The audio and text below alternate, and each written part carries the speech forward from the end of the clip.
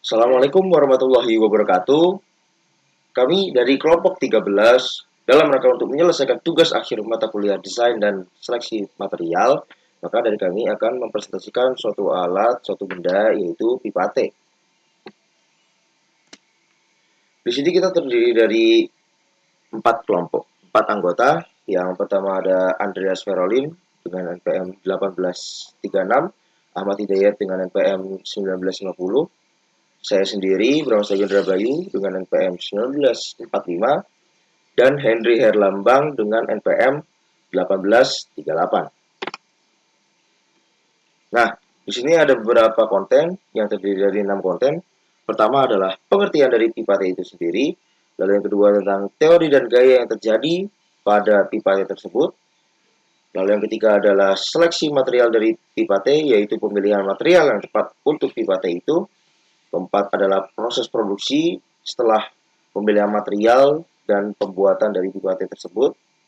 Lalu yang kelima ada engineering design dan yang terakhir adalah referensi.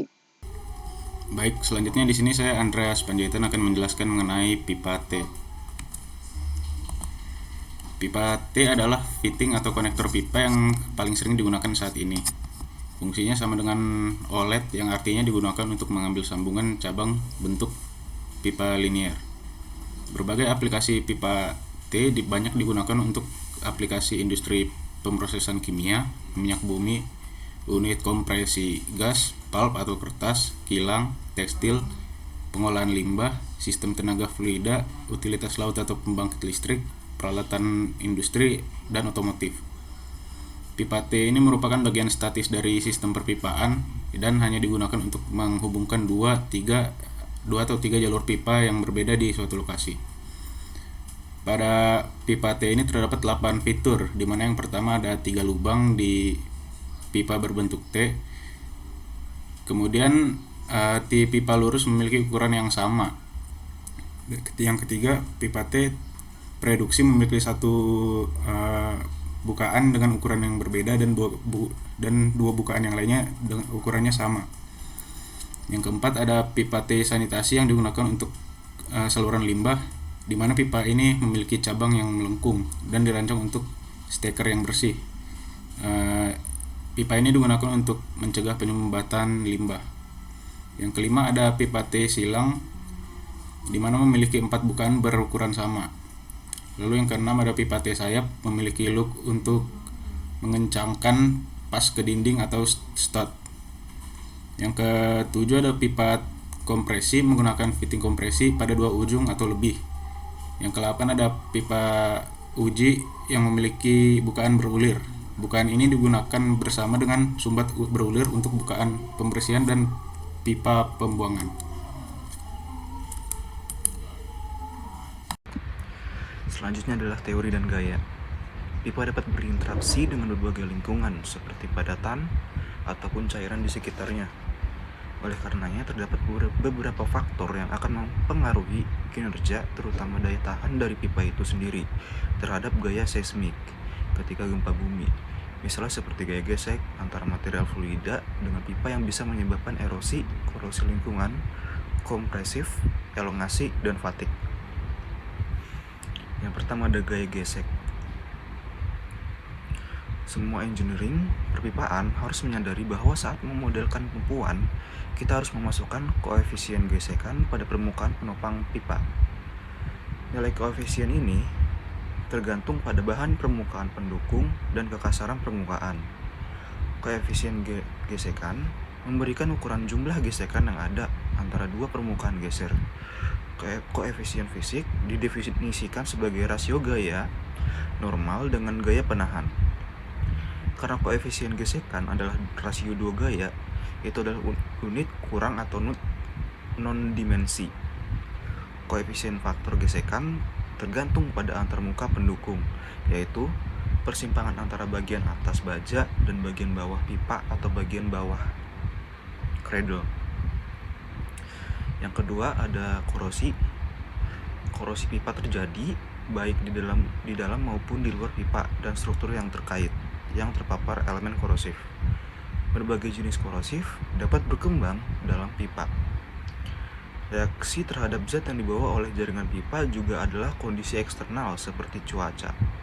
Bahan yang paling umum yang digunakan dalam pembuatan pipa adalah baja galvanis, besi, tembaga, polibutena, PVC, dan polietilen. Jenis bahan yang digunakan untuk pipa sangat tergantung pada tujuan penggunaannya.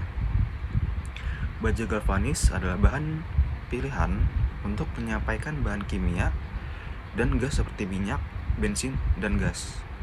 Terdapat beberapa jenis korosi yang umumnya ada dalam perpipaan, seperti pitting corrosion, uniform corrosion, galvanic corrosion, crevice corrosion, dan microbiologically influenced corrosion. Kemudian ada tensile strain limit. Dengan minimalnya kerusakan, kapasitas tarik dikendalikan terutama oleh kekuatan pipa sambungan yang dilas, seperti sambungan T. Untuk menghindari fraktur pada lokasi tersebut, regangan lokal yang disebabkan oleh aksi seismik tidak boleh melebihi batas regangan tarik. Yang terakhir bisa ditentukan secara eksperimental melalui uji tegangan yang sesuai atau mekanika patahan sebagai pengganti yang ketat metodologi eksperimental atau analitik nilai regangan tarik akhir. Dapat berkisar antara 2% dan 5% untuk sistem pipa baja. Kemudian yang keempat ada compressive strain limit. Akibat aksi seismik atau akibat gempa bumi, terjadi regangan tekan akibat pembekokan pipa. Jika ketegangan itu melebihi batas nilai atau ketahanan regangan tekan, dinding pipa tertekuk dalam bentuk kerutan lokal.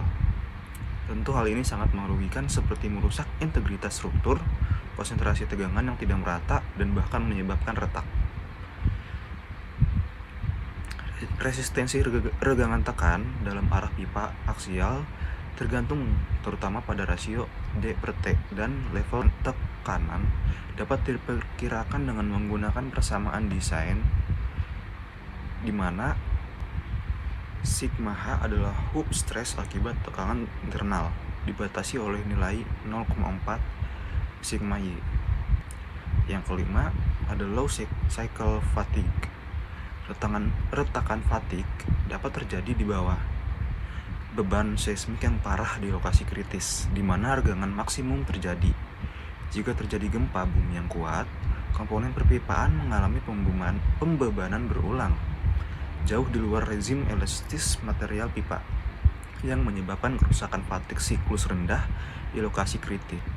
Untuk menilai kerusakan akibat seismik, spektrum pembeban fatigue seperti yang diperoleh dari analisis rain flow dari sejarah regangan lokal harus dikombinasikan dengan kurva kelelahan bahan pipa dan menghitung parameter kerusakan yang sesuai.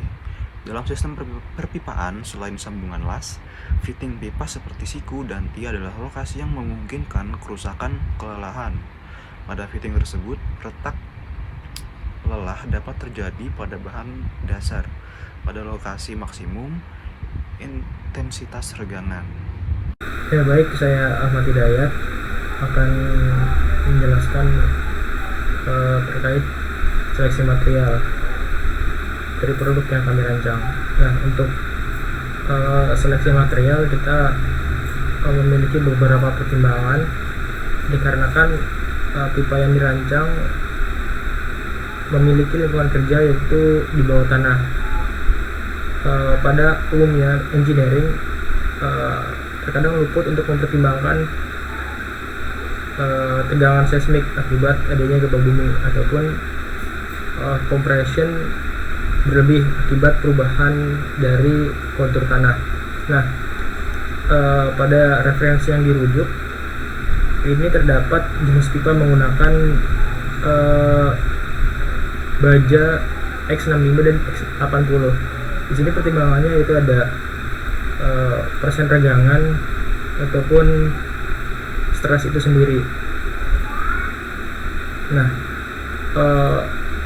berdasarkan literatur juga strain yang baik untuk pipa adalah 2-3. Maka kita bisa menarik nilai strain dari kisaran 2-3 yaitu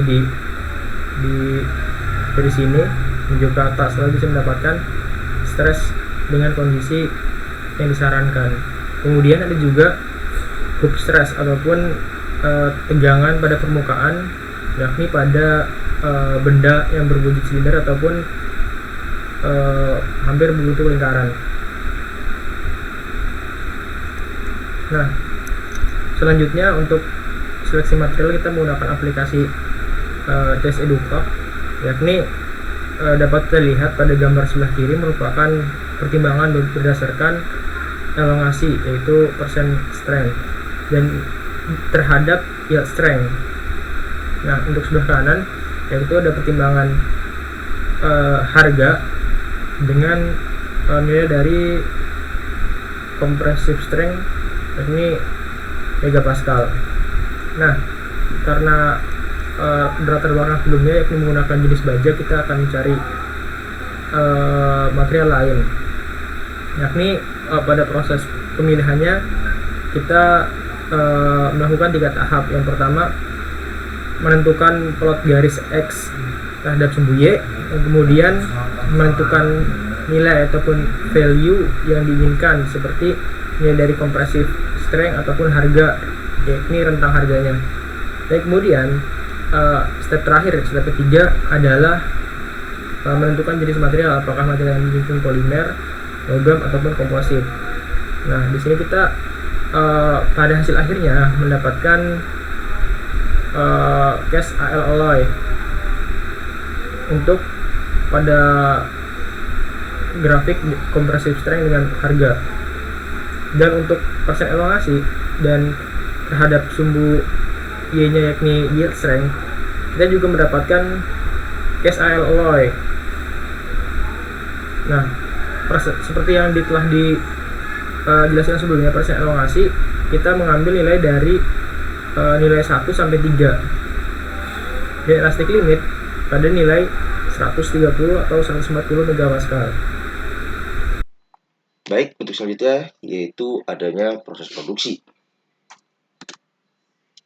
Nah, dalam proses produksi ini karena kita menggunakan aluminium pada pipa T, jadi umumnya pada jenis aluminium merupakan alloying dari magnesium dan besi, lalu kemudian ada silikon, mangan, dan cuprum atau tembaga.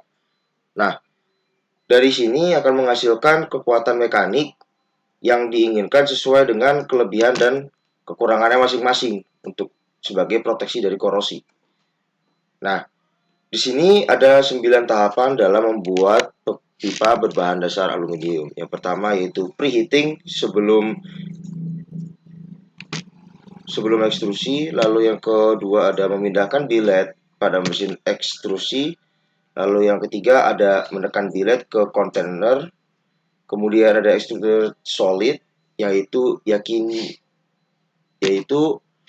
material yang sudah memenuhi ruang kontainer, lalu yang kelima ada quenching, selanjutnya adalah pemotongan pada table extrusion, lalu kemudian ada cooling, kedelapan yaitu stage alignment, dan yang kesembilan adalah pemotongan akhir untuk mendapatkan dimensi-dimensi yang sesuai. Baik, untuk selanjutnya yaitu adalah engineering design. Nah, pada proses desain suatu material perlu diperhatikan nih, mulai dari material, proses, desain, hingga segmen bisnis. Engineering design itu mencakup seluruh aspek tersebut. Nah, engineering design itu terbagi menjadi conceptual design dan embodiment design. Desain konseptual terdiri dari hal-hal yang bersifat tentang konseptual itu sendiri, yang itu seperti define problem, mengumpulkan informasi terkait, generasi konsep, dan evaluasi konsep. Nah, dalam perjalanan engineering design ini sebenarnya tidak mudah. Perlu banyak pertimbangan dalamnya. Dan selanjutnya bisa masuk ke dalam embodiment design, di mana kita bisa memulai untuk merangkai struktur fisik yang nantinya akan sesuai dengan lingkungan kerja, sehingga bisa berfungsi dengan baik. Itu. Dan melihat jauh dari produk, dari tahap produk arsitektur seperti pemilihan material, modeling, dan sizing yang sekiranya material pipa T tersebut yang sudah dipilih harus sesuai pada tahap konfigurasi. Nah, berikut adalah engineering design-nya yang dibuat pada CAD atau Computer Aided Design. Nah, ini untuk referensi yang digunakan. Nah, sekian, terima kasih. Kurang lebihnya mohon maaf. Wassalamualaikum warahmatullahi wabarakatuh.